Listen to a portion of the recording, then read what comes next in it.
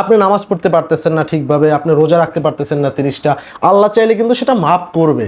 কিন্তু আপনি আপনার চাচার জমি ঠকিয়ে খাচ্ছেন, আপনি অন্য মানুষের সাথে খারাপ ব্যবহার করতেছেন, আপনি রিকশাওয়ালাকে শুধু শুধু একটা চর মারলেন, আপনার ক্ষমতার দাপটে আপনি অন্য মানুষের উপরে অত্যাচার করতেছেন, বিভিন্নভাবে হতে পারে সেটা, এটা কিন্তু আল্লাহ ক্ষমা করবে না। কারণ কি জানেন, দুই ধরনের হক রয়েছে। একটা হচ্ছে হকুল্লাহ, যেটা হচ্ছে আল্লাহর সাথে সরাসরি সম্পৃক্ত, যেমন হচ্ছে নামাজ, রোজা, হজ, জাকাত এগুলা।